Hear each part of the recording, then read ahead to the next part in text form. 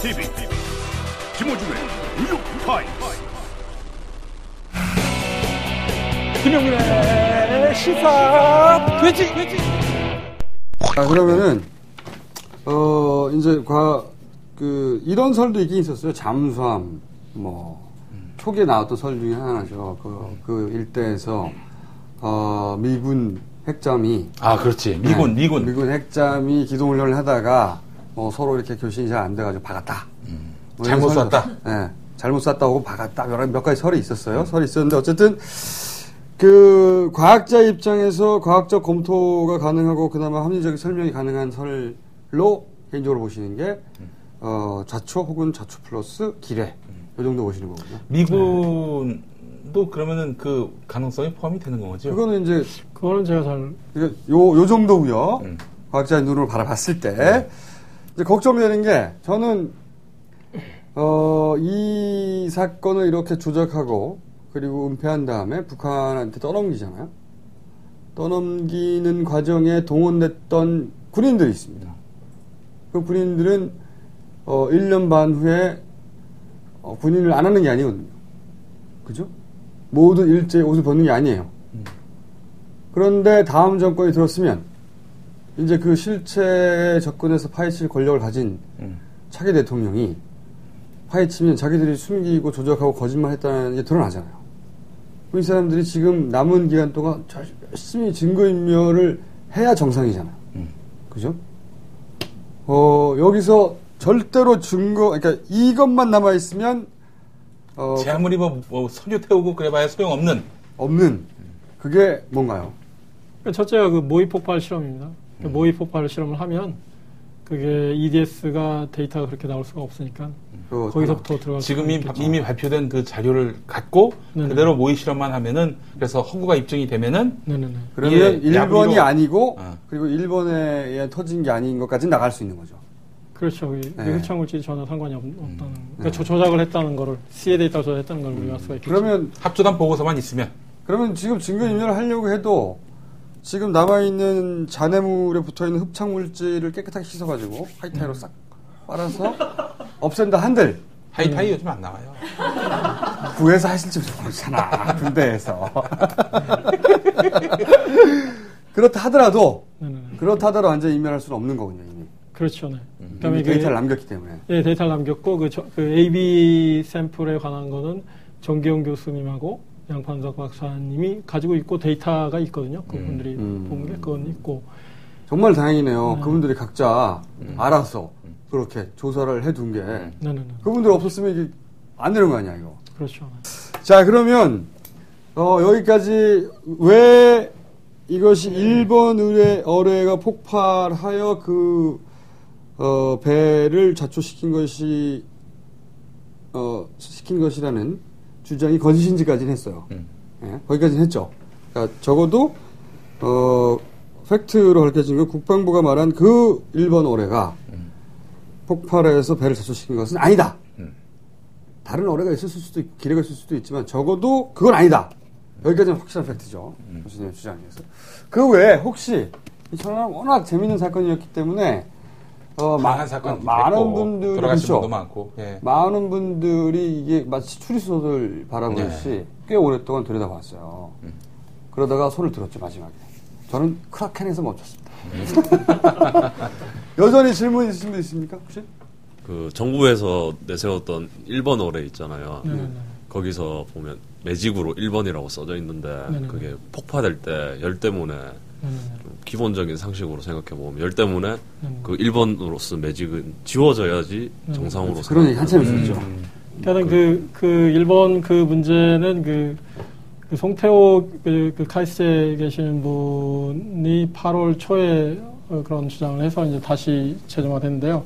제 말씀드리려 하는 거는 1번 그 화학적 성분을 그 합조단에서 조사를 했어요.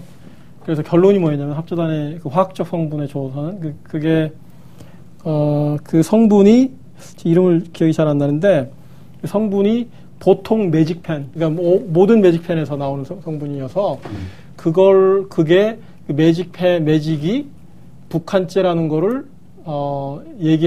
북한제라는 거 얘기할 수가 없다는 게 합조단 결론이에요. 거기서부터 벌써 뭐 일본 그게 그 증거로 채택이 될 수가 없는 거죠. 그 민주적인 사회의 법정이 있으면은. 그죠?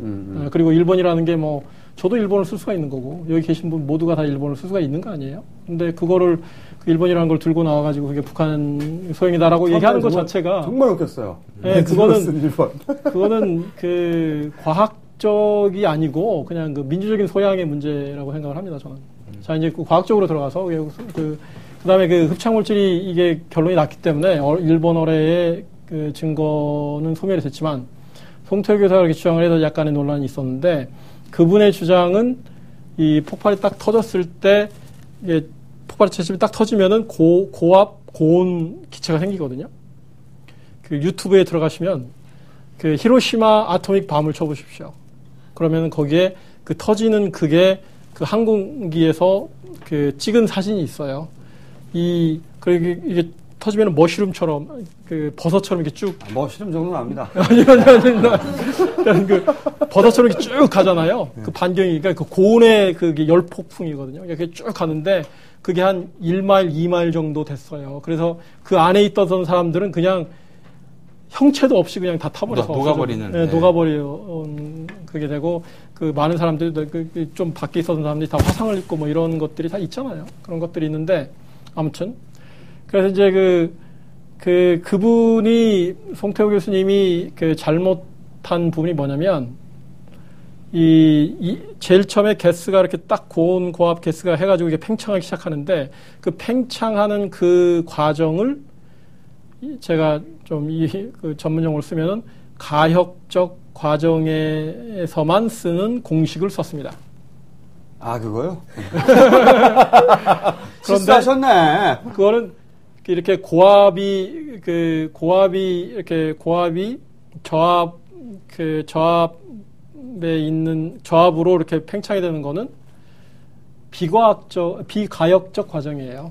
그러니까 예를 한번 쉽게 들어보죠. 손을 한번 뻗어보세요. 네. 자, 그다음에 같이 밀어봅시다. 자, 지금 밀잖아요. 그 압력이라는 게 뭐냐면은 힘의 단위 명적당 힘에 불과해요. 우리가 힘이라고 생각을 하죠. 사실 제가 이렇게 밀어보는데 약간 잠깐 밀린다고 생각을 해봅시다. 그러니까 김어준 총수께서도 저한테 밀 수도 있고 이렇게. 네? 여기 그러니까 제가 힘을 저의 힘하고 김어준 총수님의 힘하고 좀 거의 비슷한데 거의 이렇게 비슷할 때 압력이 이쪽하고 이쪽이 거의 비슷할 때 어떻게 팽창이 되느냐 이거를 기술하는 게 가역적인 과정입니다. 이렇게 왔다 갔다 할 수 있잖아요. 그런데 이제 만일 공기 중에 이렇게 한번 이렇게 어활가스의 힘력자군요. 그러니까 전혀 힘이 안 들죠. 아까는 힘이 많이 들었었잖아요. 네, 그러니까 힘이 들어서 많이 못 가잖아요. 그런데 공기 중에서는 전혀 힘이 안 들고 이렇게 많이 이렇게 할 수가 있죠. 이런 거, 그러니까 예를 들어서 이 박스에다가 상자에다가 반을 딱 쪼개서 반에 이제 그 판마기를 딱 놓고 한쪽을 진공을 만든다고 생각을 합시다. 그러니까 압력이 제로예요. 압력이 0. 한쪽은 그 공기를 마구 집어넣어서 압력이 되게 강하다고 생각을 해봅시다. 그래서 그거를 그 판때기를 가로막고 있던 그 판때기를 싹 치우면 어떻게 되겠어요? 압력이 센 쪽에서 약간 좀 확 가겠죠. 예, 확 가겠죠.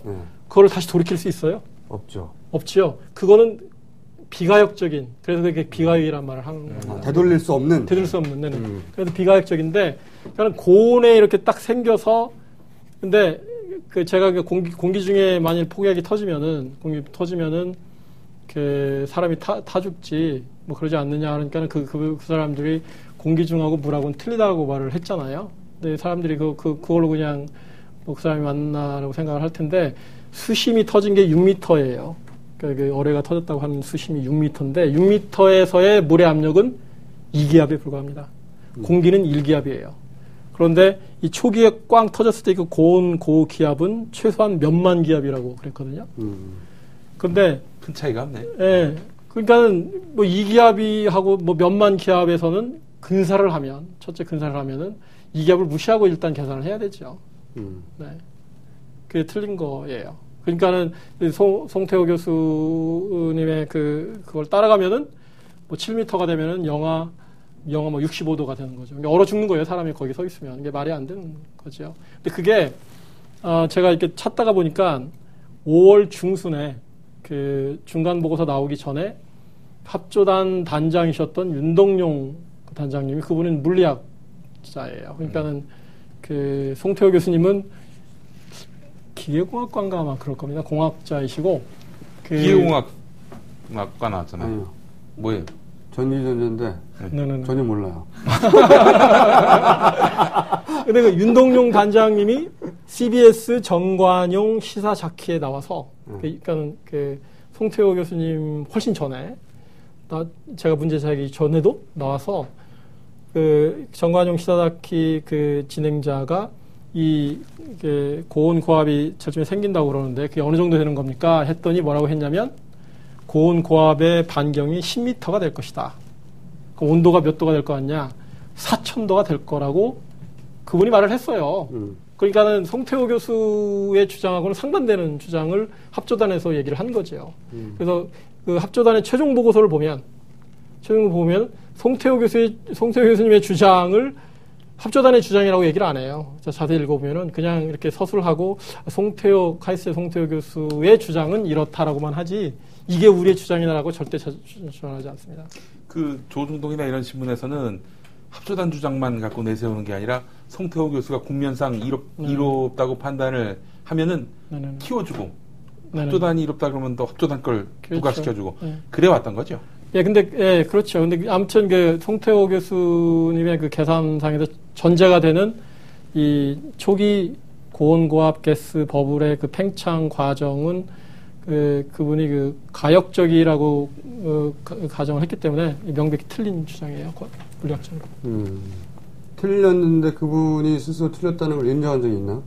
과학자니까 인정할 건 인정해야지. 재발견 하다 보면 내가 이거 실수했구나 금방 알 수 있잖아요. 팩트와 관련된 부분인데. 근데 그것도 그러니까는 그 의지만 있으면 정부의 의지만 있으면은 쉽게 그 결론 낼 수 있는 결론 낼 수가 있는 거죠. 어쨌든 그 카이스트 교수가 스스로 인정한 적은 없죠. 네, 없다. 네, 없습니다. 가는 사람 많구나. 네. 천안함으로. 처음에는 이제 어쩌면 그걸 빠뜨리고 착각해서 그 주장을 시작했을지도 모르죠, 처음에는. 그분도. 근데 그것도 돌이키기에는 좀 쪽팔리고. 네. 돌이키를 발견했을 때 너무 멀리 가버렸다든가. 그래서 발견하고 나서는 입을 다물어버렸다든가. 그 정도로 마무리하고 싶었을지도 모르죠. 네. 이 사건이 이제 정권이 교체돼가지고 청문회 해야 되는데 말이죠. 이 천안함 청문회를 안 하려고 북한하고 정상회담을 하려고 한다는 설을 제가 읊어보고 있습니다. 왜냐하면 이거 굉장히 큰 아킬레스건이에요. 이렇게 거짓말을 해뒀는데 그게 북한의 소행이 아니거나 어쨌든 이 안에 거짓말이 있었다는 거가 드러나는 순간 그때 죽은 사람들, 장병들 그러니까 죽은 장병들 군함을 가지고 자기 권력을 유지하려고 보위하는데 썼다는 거잖아요. 이건 그냥 누구 사기쳐 돈 번 거하고는 차원이 다른 얘기죠. 북한이 북한에다가 정상회담 뭐 이런 여러 가지 조건을 내걸면서 천안함에 대해서 사과 비스무리한 거라도 해달라. 그러니까 말하자면 자기들의 잘못인 것처럼. 왜냐하면 북한이 자기가 했다고 하는 순간 청문회가 아무리 정권이 넘어가도 자 사실은 안 될 테니까 수용력을 잃어버리면요. 아니 북한이 했다는데 니들이 뭔데 이렇게 된단 말이죠. 그 소리를 얻고 싶어 죽으려고 그래요 지금. 죽으려고 그러는데 북한한테 이용당할 거라고 봅니다. 철저하게. 하여튼 과학과 상식에 능멸당하는 이런 비극적인 세상에 살고 있습니다. 저희가 그 팟캐스트나 인터넷으로 보는 숫자가 뭡니까 뉴욕타임스가 수십만 명 봅니다. 수십만 명. 일주일에 누적 숫자가 거의 100만 명 가까이 됩니다. 합치면 여기에 100만 명을 상대로 해서 그동안에 억울했던 지점이라든가 또는 뭐 돌려받을 돈이 있다든가 최후 진술을 각하에게 하고 싶은 말이 있다든가 한번 해주시면 저희가 마무리할 수 있을 것 같습니다.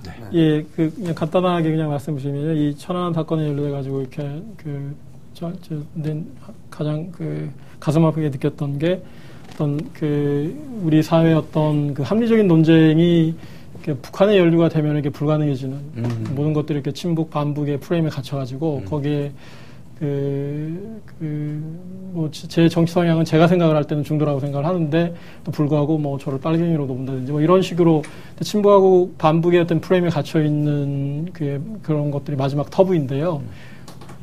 그래서 그 천안함의 진실 규명이 그래서 중요하다고 생각을 합니다. 왜냐하면은 이 정치의 이념을 떠나서 과학적으로 증명을 할 수 있는 것이기 때문에 이 마지막 우리 사회의 마지막 터부인 친북 반북의 프레임을 걷어내는데 조금이라도 일조하지 않겠냐는 게 첫째고요. 그다음에 이 시청자분들 중에도 특히 그 젊은 학생들 여러분들에게 말씀을 드리고 싶은 거는 자기 전공뿐만 아니고 다른 분야에서도 관심을 많이 가지시고 졸업장이 문제가 아니고 어떤 교양인으로서의 덕목을 갖추는데 힘을 쓰시길 바라고요. 또 다른 모든 시청자분들께 한 가지 부탁드리고 싶은 것은 이 천안함 사건을 잊지 말아 주십시오. 제가 항상 주장하는 게 그겁니다. 우리가 할 거는 땅이 아니에요. 기억을 하고 있으면 됩니다. 기억만 하고 있으면 이게 잊어서 문제거든요. BBK도 잊으면 안 됩니다. 네, 기억만 하고 특별히 뭘 대단한 걸 준비해야 되는 게 아니에요. 기억하기. 기억하고 있다가 우리 각각 얼마나 성실했어. 그러니까 우리도 성실하게 기억만 하고 있으면 된다. 그러면 다 끄집어내서 해결할 수 있을 것이다. 낱낱하게. 오늘 저 멀리 어디죠? 버지니아? 네. 예. 버지니아에서 이렇게 날아와서 천안함에 대해서 깔끔하게 이제 천안함에 대해서 다 이해되셨죠?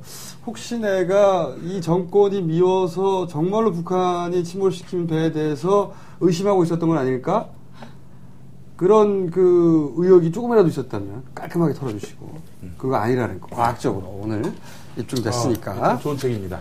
예, 이거죠. 그리고 청소년 권장도서에 될 뻔했던 됐다가 취소된 무료 책. 예, 그렇기 때문에 더욱 빛나는 책. 예. 근데 이걸 왜 청소년 권장도서로다가 밀었을까? 출판사에서 이건 대학생 권장도서라도 읽까 말까 한데 네. 청소년들을 고등학생이면 읽을 수 있다고 생각을 합니다. 제가 보기엔 청소년들을 좌경화시키기 위해. 따님이 말이죠.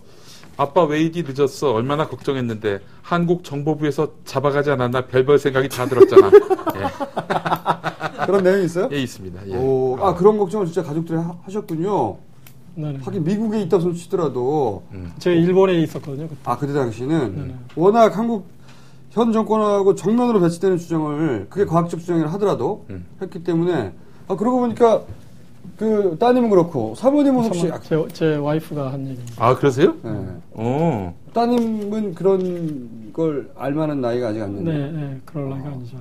그러면 사모님 진짜 걱정하셨겠어요, 그죠? 예, 그러네요. 예, 걱정을 많이 했었죠. 이제 그만하라고 이제. 예, 제일 처음에는 그랬는데 그 다음에는 조금 있다가는 제 집사람도 물리학 학자거든요. 그래서 바로 이해를 하고 이해를 하고 아주 심적인 서포트를 많이 받았습니다. 저희 아내는 CCTV 있는 곳으로만 다녀라 이렇게 얘기하고 있습니다. 나중에 보상 받을 때 도움이 되기 때문에 죽건 말건 뭐 이런. 자, 그러면은 먼 길 오셔가지고 굉장히 정리되지 않았던 천안함을 깔끔하게 정리해 주신 박사님께 박수 주십시오. 예.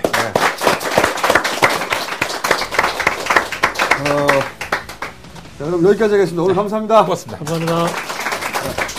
바꾸십시오. 피부를 위해, 가족을 위해 음이온 건강 샤워기 스킨 케어스. 첫째, 피부 위생을 최우선으로 대한아토피협회 회원사로 아토피협회 추천 제품. 둘째, 깨끗한 물.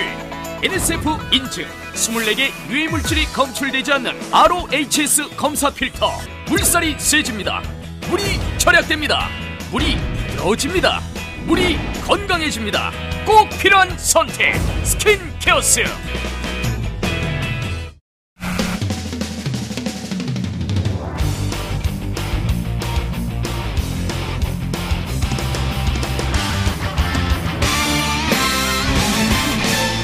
대한민국의 정치 현황을 진단합니다. 정봉주의 PSI. 네, 정봉주의 PSI. 지난 시간이 마지막 시간인 줄 알았는데, 안타깝게도. 재판이 연기가 됐습니다. 네, 선고가 연기가 되는 바람에, 수감되는데 실패했어요. 수감 미수작전. 네, 수감되는데 실패하고, 귀찮게 또 나오신, 정봉주 전. 꽃다발도. 축하한다고 꽃다발을 보내주신 분께 진심으로 감사의 말씀을 드립니다. 닭 5마리와 함께. 근데 장미와 닭이 무슨 관계가 있어? 제가 사온 건 아니지만, 닭들 드시면서, 우리 방송이 그 정도 품격이에요.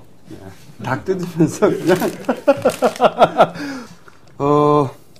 어쩌다가 안 가시게 됐는지. 예. 감옥을 안 감으로 인해서 대권 주자에서 조금 주저앉았고, 서울시장 후보로 오세훈이 이번에 그만두면 바로 서울시장으로 달리는. 서울시장 얘기가 나왔으니까 말인데, 예. 오세훈 시장은 서울시장 안 관둡니다. 네. 관둘 거였으면, 지난번에, 불출마 선언, 혼자 뜬금없이 할 때, 네. 그때 관뒀어요. 지금은 이제, 어떻게든지 표를 좀 더 만들어 보려고, 마치 시장직을 걸 것처럼 하고 있는 것일 뿐, 시장을 관두면, 이제, 왜냐면은, 백수가 되지 않습니까? 네. 백수가 되고 대선도 못 나가잖아요? 아니, 거기는 그만둬도 변호사예요. 백수는 평생 안 되는 사람들이야. 정치적 백수죠. 예. 네. 정치적 백수에다가, 지금 이제 서울시장 정도의 권력을 맛봤기 때문에 일개 변호사로 들어가기 싫어해요. 그런 사람들은. 그런데 현재는 정치적 무능력자에서 정치적 백수가 되는 게 백수가 낫지 않습니까? 지금 완전히 정치적 무능력자. 의원님은 자꾸 어떻게든 보내가지고 자기가 나가려고 그러는데. 하기는 오세훈 시장 수준을 능가하는, 뭐랄까요, 자뻑, 깔때기. 모든 걸 자기에게 유리하게 그런데 해석하시는. 우리 김총수님이 계속 안 그만둔다 그래갖고, 저 양반이 또 욱하는 성질이 있거든요. 절대 못 관둔다. 네, 왜냐면은. 욱해갖고 그만뒀으면 좋겠어. 총선도 못 나가죠, 바로. 그 다음에 그렇다고 서울시장 했는데 어디 충남 도지사 합니까? 도지사 못 나가요. 평상시에 제가 이제 오세훈 시장을 이렇게 잘 보면, 이미지도 깔끔하고, 그 다음에 선이 굳고 간명하잖아요. 이번에 정치적 승부수를 던졌어요. 주민투표. 네. 해당되지 않는데도 않음에도 불구하고 그 승부수를 던졌죠. 182억이라고 하는 돈을 엄청난 돈을 쓰면서 던졌는데 3분의 1도 안 됐고 이게 개봉도 못 하잖아요. 네. 그리고 정치적으로 엄청난 치욕이에요. 그래서 오세훈 시장의 평상시의 정치적 행보를 봐서 과감하게 관두는 것이 관두면 지금 누리고 있는 프리미엄들이 엄청나요. 사실 서울시장 정도 되면요. 서울시장 가보잖아요. 한번 가봤는데 엄청납니다. 그 주변에 달라붙는 사람도 엄청나고요. 그리고 자신의 수하처럼 부르는 사람도 200명 다닙니다. 일반 공무원 말고 정부직으로. 그 사람들 다 서울시 돈으로 돌리죠. 그리고 서울시장이기 때문에 들러붙는 이권도 엄청나요. 권력도 엄청나고 쓸 수 있는 돈도 많아요. 서울시장 관두는 순간 그 사람들 다 떨어져 나갑니다. 다 떨어져 나가죠. 완전히. 먹을 게 없잖아. 도지사도 못 나가고. 당대표도 안 돼요. 오세훈 시장도 이제 우리 각하와 상당히 정신적 철학을 공유하고 있는 거 아니에요? 각하의 무소유 정신을 배워서 그분들을 다 보내고 이제 난 무소유 정신으로 돌아가겠다. 이럴 가능성이 무척 높다고 봅니다. 오세훈 시장 사표 던지십시오.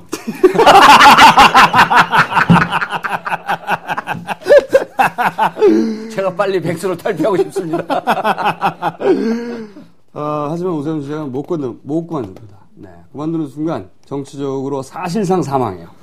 이렇게 추락하는 가운데 자기가 별 의미 없는 던지는 거군요, 사실은.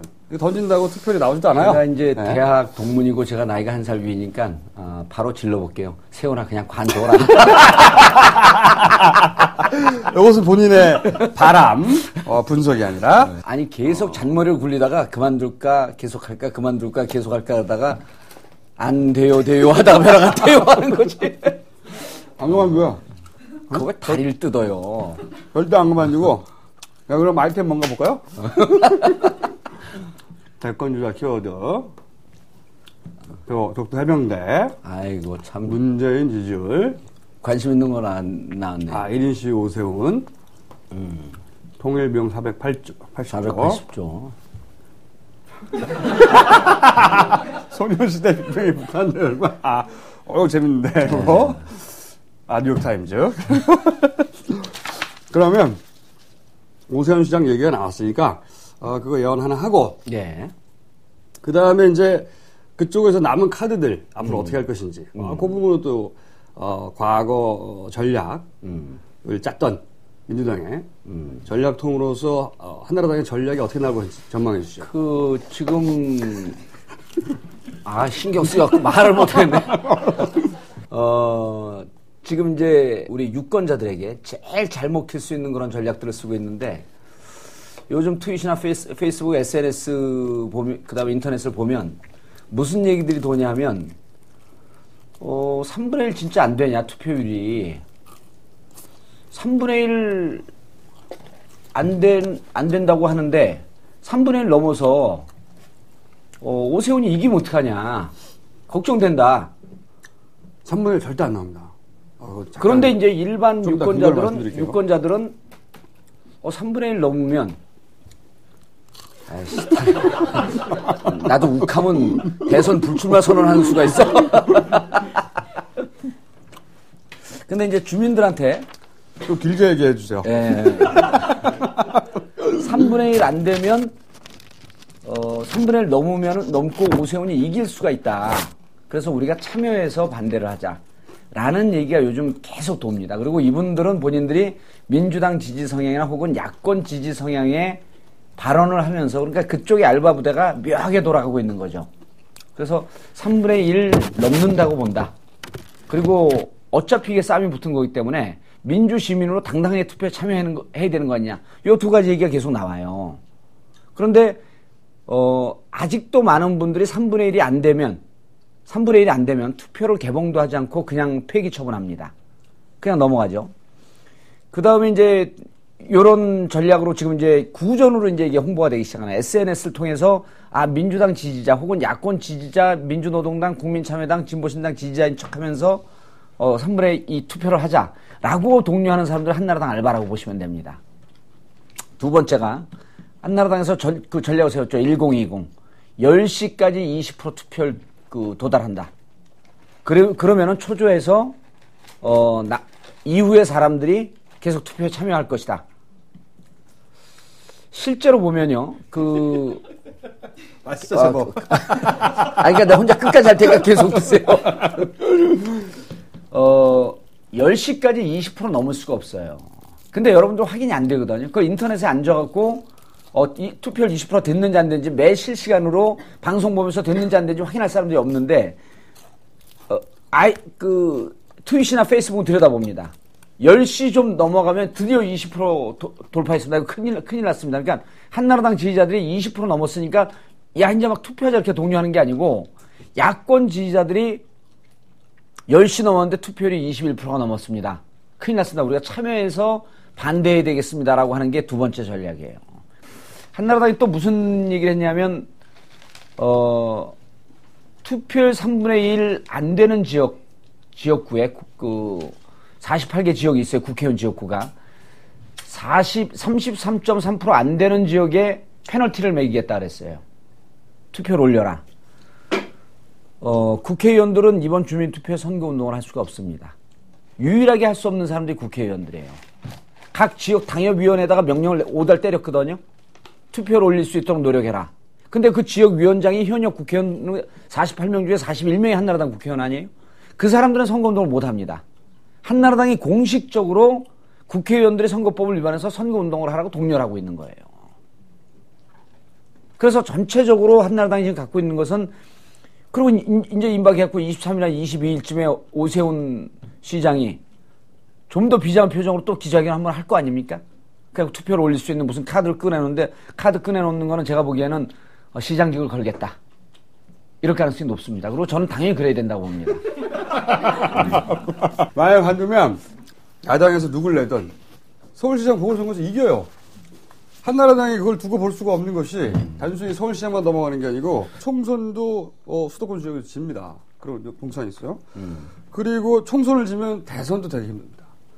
그러니까 오세훈 혼자 욕심 때문에 한나라당이 된 상황인데 여기서 서울시장까지 또 관두면 관둘 리도 없지만 관둔다고 제스처를 취하면 그건 한나라당에도 치명적인 거예요.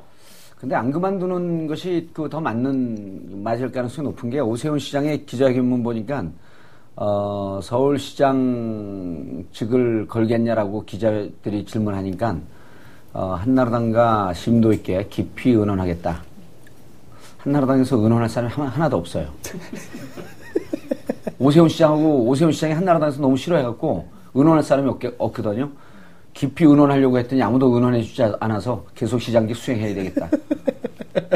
어쨌든 그런 것도 수라고. 정말로 던지려고 했으면 그때 던졌죠. 하여튼 절대 안 그만두고 뚜껑 33.3% 못 넘어갑니다. 뚜껑 못 여는 것이 지난 대선에서 이명박 우리 각하께서 서울에서 득표한 총 숫자가 인구수 268만 표예요. 그런데 이 뚜껑을 열려면 278만 표가 필요합니다. 그러니까 지난 대선에서 이명박 각하를 찍은 사람이 다 나와도 안 돼요. 다 나와도. 그런데 그만큼의 보수층이 직결해서 나오지 않을 거잖아요? 근데 다 나올 수 없는 게, 일부는 이제 돌아가신 분들도 계시고. 뭐 근거? 일부는 이제 애들도 크잖아요. 이민가 분들도 계시고. 아니, 유권자 이명박 대통령을 찍은 사람들. 하여튼 대선급이어도 그 정도밖에 안 되고. 그리고 이제 시골로 전학 간 분들도 계시고. 이 뚜껑은 못 열립니다. 절대 못 열리기 때문에 이렇게 난리를 치는 거예요. 그나마 뚜껑을 열어야 하거든요, 지금. 그렇죠. 네. 지금의 남은 승부수는 딴 거 아무것도 없고 뚜껑을 열자예요. 뚜껑을 열면 어쨌든 저쪽이 투표율이 많기 때문에 이기거든요. 그래서 뚜껑을 열려고 하는데 뚜껑 못 연다. 절대. 그 뚜껑은 안 열리고 그 오세훈 뚜껑이 열리는 거죠. 그게 전부 다 자기가 자초한 일이야. 아무도 탓할 수가 없어. 자기 혼자 머리 굴리다가 자기께 빠졌어. 전문 용어로 우리가 지난번에 그런 표현 썼잖아요. 셀프 탄핵. 어떻게 물이 셀프인 건 있어도 탄핵을 셀프로 해버려. 자, 그러면 정 의원님이 왜 안 갔는지 제가 잠깐 설명해 드리겠습니다. 정 의원님 어디를? 감옥에. 나 서울시장 왜 안 갔냐고. 왜 안 갔냐면 말이죠. 이 판결이 아마 파기환송됐을 거예요. 판결 내용이. 네. 파기환송됐을 겁니다. 거의 확실합니다. 그러니까 4건이 기소됐는데 그 중에 뭐 하나라도 되면 되거든요. 한두 개라도 무죄가 있었다 이런 추정을 하시는 거예요. 사실 그런 추정을 충분히 할 수 있는 게 김점술 변호사라고. 근데 오늘 헤어스타일이 서른도 헤어스타일이 되셨는데 다소 급하게 뛰어오느라고.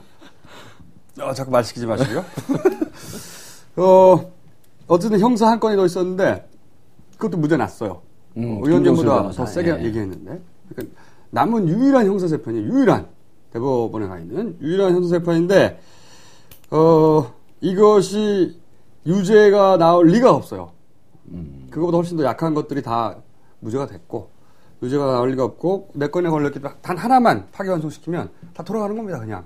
그럼 또 뺑뺑 돌아요. 그렇죠. 재판 다시 하는 뺑뺑 도는 거예요. 그럼 이 정권 내에 안 끝나는 거죠. 그래서 파기환송을 내리는 순간 정봉주의 날개를 달아주는 거예요. 근데 우리 이것을 파악하신 거죠. 사전 선거가 됐는데 선거 결과 정도는 미리 알 수 있어요. 우리 충분히. 근데 결과가 이제 정봉주에게 날개를 달아주는 것이다. 그거를 이제 막은 거죠. 막으면서 우리 대법관들은 말이죠. 일정에 쫓겨서 판결을 내린 사람이 아니에요. 그게 최종 판결이기 때문에 그렇죠. 자기 자존심을 걸고 판결을 내립니다. 그건 몇 년 있다가 하기도 해요. 근데 판결을 내렸다는 얘기는 결론이 났거든요. 자기가 이미 선고 기일을 받았을 때 봉투에 딱 밀봉돼서 판결이 이미 난 상태예요. 그 내용만 공개되지 않았을 뿐. 근데 이걸 다시 거뒀어요. 연기했단 말이죠. 이거는 제가 아는 한 대법관이 이렇게 선고를 내리고 나서 기일을 내리고 나서 연기하는 건 최초입니다. 더 찾아봐야 알겠지만 제가 아는 한 최초예요. 절대 안 해요, 본인이. 왜 안 하냐면 선고를 내렸어. 그렇게 자존심을 걸고 오랜 시간에 걸쳐서. 연기했다는 얘기는 자기가 뭔가 잘못했다는 거거든요. 대법관이 오래 본인은 잘못하지 않았어도 일반 국민 대중들이 보기엔 뭔가 잘못한 것으로 그렇죠. 볼 수 있죠. 그 대법관은 대법관은 신경 건드리는 발언하지 말라 했잖아요. 사법부가 최종적으로 내린 판단이에요. 최종적으로. 자기 밑에 있는 까마득한 후배들 다 지켜보고 있고. 근데 좋다. 내가 내려줄게 하고 판결을 내렸어. 그런데 그걸 내려놓고 연기를 해. 이런 일은 없어요. 전례가. 그래서. 그런데 이번 연기했단 말이죠. 본인이 한 게 아닙니다. 본인이 한 게 아니고 본인이 한 게 아닌데 대법관한테 연기하도록 내릴 권력을 가진 사람은 우리 오로지 한 분뿐이에요. 가 이제 저거는 그렇다면 정몽주를 살려주는 일이라면 차라리 연기하거라. 이렇게 해서 안타깝게도 정몽주 의원이 감옥에 안 가고 이제 다음 총선까지 계속 이 소리를 하면서 오세훈 내려가라고 하고 자기가 서울시장 하겠다고 하고 우리 김청수, 그런 소리를 들어야 돼. 김청수님의 추정이나 이런 판단이 어느 정도 맞다고 가정을 하면 동의할 수 있는 부분은 이제 이런 부분이 있어요. 청와대나 아니면 한나라당 쪽에서 보기에 지금도 이제 민주당 90명 의원들보다도 더 위력적인데 여기에 정치적 위력을 더하면 어느 정도일지 감이 안 잡히는 거예요, 이게. 그러니까 대선 정부에 들어가면 대선 주자하고도 싸워야죠. 의원 90명보다 위력적인 정봉주하고도 싸워야죠. 저기 두 명은 골치가 아픈 거야, 이게. 그러니까 더 이상 위력적으로 키워주지 말자. 시끄럽고요. 나 시끄러워 정말. 하여튼 그리하여 정봉주 전 의원은 이제 감옥에 안 갑니다. 이명박 각하 시절 내에는. 네. 만에 하나 뭔가 판결이 나온다. 연기된 게. 그러면 정봉주 보내려고 해서 판결문을 교체한 거야. 그런 일은 굉장히 일어나기 때문에. 대법관들 모욕하는 발언을 하지 마시고요. 절대 그럴 게 아니고. 아니, 근데, 각하가 도와줬을 가능성이 또 있는 게, 제가 지난 4년 동안 꿈에서 3번 각하를 봤어요. 근데 본인 입으로 2번은, 그거 아직 안 끝나서 별 문제 없을 텐데, 그리고 3번을 다 손을 잡고 저하고 다정스럽게 꿈속에서 이렇게 걸어 다녔어요. BBK 관련해서? BBK 관련해서. 그걸 직접 언급을 했고. 꿈속에서? 네, 그리고 이상득 부의장을 가는데 제가. 이상득까지 등등. 거기도 나타났어요. 그래서 제가, 정치적으로 뭐 그런 얘기 좀 할 수 있죠. 그러니까 이상득 부의장이, 다 이해해. 걱정하지 말고. 우리 동생하고 얘기해, 동생하고.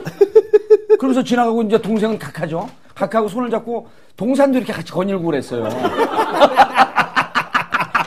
실제로 이렇게 3번 꿈을 꿨는데 언덕 위에서 또 우리 지역구를 내려봐요. 노원구 공릉동 월계동을 내려다보면서 지역구 관리는 잘 하고 있지. 엄청 친해갖고 이게 임기 중에 BBK 재판이 안 끝날 모양이다. 그래서 각하에 대한 그 한없는 존경심과 충성심을 갖고 말도 안 되는 소리 그만하시고 이제. 오늘 판결 연기돼갖고 축하한다고 오신 분, 닭 사온 분 인터뷰한다 그러더니 이거 왜 사오셨어요? 그냥 제가 이번 주에 휴가기도 하고요. 그래가지고 휴가비 받은 걸로 뭐가 쓸 게 없을까. 또 마침 그러니까 돈으로 달래니까. 그러니까 시청료를 한꺼번에 지불한다는 생각으로. 시청료. 네. 그러니까 정몽주 전 의원과는 크게 상관은 없는 거군요. 아니요. 또 축하드리기도 하고. 어쨌든 감사하고요. 자, 이 중에서 하나 더 하죠. 요새 문재인 지지율 어느덧 2자릿수 돌파. 제가 정말 서름의 세월 2년을 보내고. 그래도 사석에서 내가 격려해줬잖아요. 제가 2년 동안 맨날 이 얘기하고 해서 후살이 먹었는데, 드디어 2자릿수를 돌파했습니다. 10%대를. 제가 2년 후에 뜬다고 그렇게 얘기했는데 드디어 떴습니다. 그때 아무도 안 믿었어, 이때. 내가 얼마나 잘 맞추는데. 다음 주 인순이 1등이야! 두고 봐!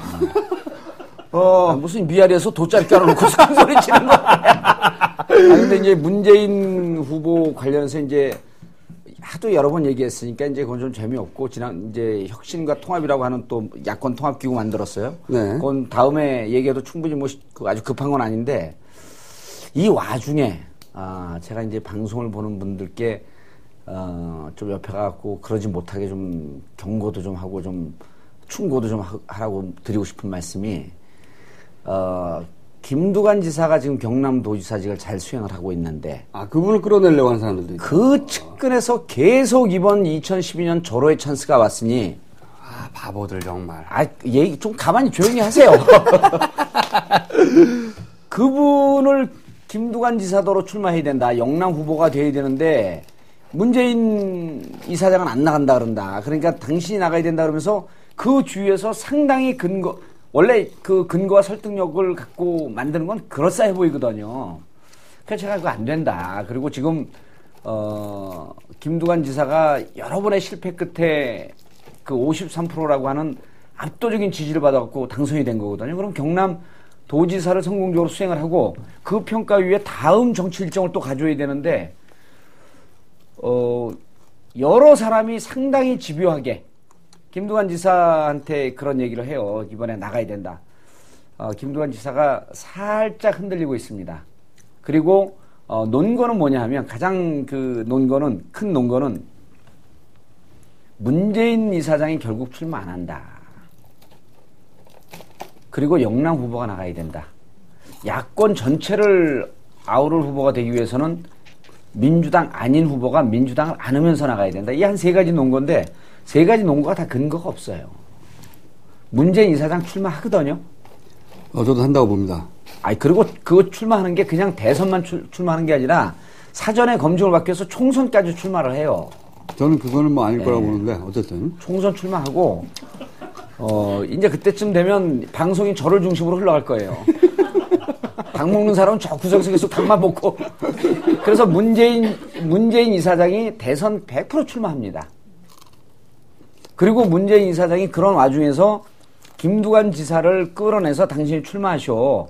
내가 당신 지지하겠소. 라고 하는, 상당히 이것은 상식과 흐름에 좀 엇나간 거거든요. 그리고 경남도지사를 진보 진영에서 잡기가 쉽지가 않은 거예요. 그 경남 도민들이 엄청난 결정을 해준 거거든요. 그래서 그것을 성공적으로 수행할 수 있게끔 놔두는 것이 도리지. 그래서 혹시 방송 보시는 분들 김두관 지사를 끌어내고자 하는 분들은 그 잘못 판단한 거거든요. 그리고 제가 참고로 민주당 50년 역사와 전통을 갖고 있는 민주당의 전략기획위원장, 역대 전략기획위원장 중에 가장 성공한, 비상한, 브라이트한 그런 전략기획위원장이기 때문에 제 얘기 좀 들으세요. 안 됩니다, 그거. 그리고요, 나와도요, 결정적으로 이기지는 못합니다. 김두관, 도지사를 개인적으로도 좋아하는 스타일의 정치이긴 하지만, 그거 무관한 거예요. 좋아해요. 무관한 거예요. 박근혜하고, 제가 항상 왜 문재인이냐 얘기했을 때 그런 요인들을 김두관 도지사가 박근혜하고 대립각을 세워서 이길 수 있는 수준에 도달하지 못했어요. 김두관 도지사는. 그리고 이제 보통 나로 가는 사람들은 가까운 사람들입니다. 이럴 경우. 그리고 이제 이런 걸 자기가 아는 사람이 대통령이 되는 걸 보고 싶고 그러면 뭔가 있을 것 같거든요. 다. 오세훈 시장에서 주변에서 다 알아오는 거예요, 맨날. 그렇죠. 원래 그런 자리에 가면. 그게 원래. 맨날 나가라 그래요. 그 옆에서 펌프질하고 그러는 분들이 사실은, 대한민국의 역사의 큰 줄기를 보는 것보다도 자기 일을 먼저 보거든요. 그러니까 그런 사람들 펌프질 하는데, 이제 김두관 지사는 그 2017년 이럴 때 기회가 있잖아요. 그리고 2012년 우리 진보 진영에서 그 정권을 잡게 되면 다시 사회를 이제 정상적으로 돌려놓고, 근데 이제 2017년에 김두관 지사가 도전하기 위해서는 이제 정봉주라는 큰 산을 넘어가야 돼요. 방심했어, 내가. 내가 닭 먹는 틈을 노렸지. 그리고 이제 우리 특히 그때쯤 되면 이제 제 팬카페가 한 15만 명 될 때니까.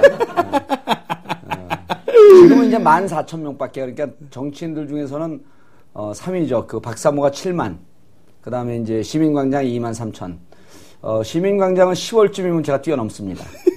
23,000. 지금 이제 제가 3위 14,000. 가만 안 가기 때문에 여기서 끝나는 거예요. 이거 탄력 붙었어요, 이제. 가면 갈까 모르겠는데. 우리 대형 교회 같아, 이제 탄력 붙었고 막 가. 그리고 말이죠. 김두관 지사도 영남 출신이고, 그러니까 분석들 할 때 보면, 문재인 왜 뜨냐, 이런 거 분석하는 거 보면 PK 출신이라 쓴다, 이렇게 얘기하는데, 사람들이, 저 사람은 PK구나 하고 마음을 주는 게 아니에요. 마음을 줄 사람을 찾다가, 문재인이라는 사람을 발견한 거죠. 그 사람이 그냥 우연히 PK일 뿐인 거예요. 그리고 나서 정치인들이 표 계산을 할 때나 PK가 적용이 되는 거지. 그렇죠. 사람들이 계산을 한 다음에 PK니까 문재인을 좋아해야지 이렇게 하나요? 그런 거 아니죠. 멍청한 분석이라고요. 진짜 앞뒤가 완전히 바뀐. 김용민 시사평론가를 제외한 나머지는 다 그렇게 계산하죠. 그렇게 계산해요. 그렇게 분석하고. 부산, 경남, 울산에 계신 분들에게 문재인 이사장에 대한 느낌이 어떠냐 물어보면 금방 이렇게 체감을 하실 수 있어요. 그러니까 그쪽에서는 아직 폭발하지 않고 잠재적으로만 갖고 있는데 이게 내일 모레 폭발하려고 하는 그 화산처럼 부글부글 끓고 있어요. 그러니까 살짝만 건드려주면 부산, 경남, 울산에서는 그 지역에서 한 30-40% 지지율이 확 올라갈 정도의 잠재성을 갖고 있기 때문에 이제 지지율 상승은 시작에 불과하다. 네, 그리고 문재인 이사장의 지지의 특징은요. 예. 10대, 그러니까 20대부터 60대까지 고르게 나온다는 거예요. 특정 그런 연령층의 특징은 이제까지 정치인들 중에 없었어요, 정봉주와 미래 권력들 빼고는 말도 안 되는 소리 자, 그러면 이제 소녀시대 빅뱅에 북한도 열광한다고. 예. 그거는 이제 그 주제로 얘기하지 말고 네. 북한의 이른바 매대.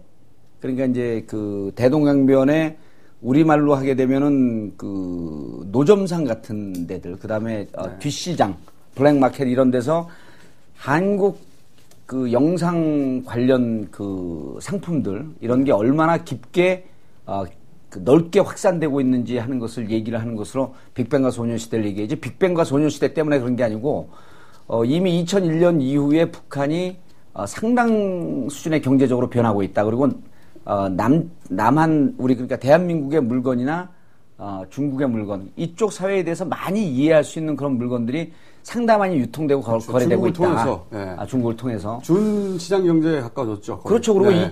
헌법은 2001년 이후로 시장 경제를 일부 수용하고 받아들이는 네. 거로 헌법 개정이 되어 있고요. 그래서 그런 얘기를 중심으로 해서 남북 관계를 풀어나가는 것이 17대 국회의원 정봉주의 역할이지, 이게 뭐 소녀시대 빅뱅체가 무슨 엔터테이너도 아니고. 그리고 인순이 1등 된 얘기를 저한테 왜 합니까? 이 방송을 보시는 분들은 이미 결론이 난 다음에 보실 테니까 제 예언이 얼마나 정확했는지. 네. 이것은 지난주 목요일입니다. 보시는 시점에서 예언한 것이고, 아직 아무런 기사도 안 나왔잖아요. 그 근거가 아무도 없어. 이번 주 일요일 나가수? 그렇죠. 이번 주 일요일 할 거를 미리 예언해야지 예언이 되는 거죠. 그런데 그냥 1위도 아니에요. 여러 가지 변수를 고려했을 때 인순이는 압도적인 1위가 됩니다. 그건 너무 긴 얘기고 오늘 안 봤기 때문에. 그건 윤도현 씨가 이야기라고. 아니, 그거는 정봉주의 PSI에서 하지 말고 인순이의 PSI 나가서 하세요. 네. 썰렁해. 진짜. 본인과 관련된 게 아닌 건 다 썰렁해. 자, 그러면은 여기서 예. 더 이상 하시고 싶은 얘기 없죠? 수감 미수 사건 특집. 네, 수감 미수 사건. 앞으로 수감되지 않는다. 이제 더 이상은 동정은 필요 없고요. 그리고 이 정봉주의 미래 권력 다 탈퇴해 주시기 바래요. 근데 이제 우리 그 팬카페의 그 큰 단점이 그 서울대 출신, 서울대 학생들, 판검사, PD 이런 사람들이 너무 많아요. 그런 분들은 좀 탈퇴해 줬으면 좋겠어. 의원님. 더 이상 입을 열지 마시고. 하여튼 이 방송을 보시는 카페 회원들 있으면 다 탈퇴해 주세요. 다시는 구속되지 않고 그리고 판결이 나는 때는 당연히 파기환송돼서 무죄로 끝납니다. 네. 이 사건은 이제 BBK 사건은 끝났어요. 정봉주 의원은 끝났고 1년 반 뒤에 다시 나나요? 그때는 이제 무죄 판결이 뭐 어디선가 나오겠죠. 아무도 신문에도 안 날 거예요. 이제 아무 의미도 없으니까 그때는. 자, 그럼 여기서 걱정하셨던 분들에게 한마디 해주시고 끝내기로 하죠. 정말 많은 분들이 걱정하고 지금도 1인 피켓 시위들을 하고 계신데 그게 다 정봉주의 위대함 때문이라고 생각합니다. 감사합니다. 오늘 여기까지 하겠습니다. 감사합니다.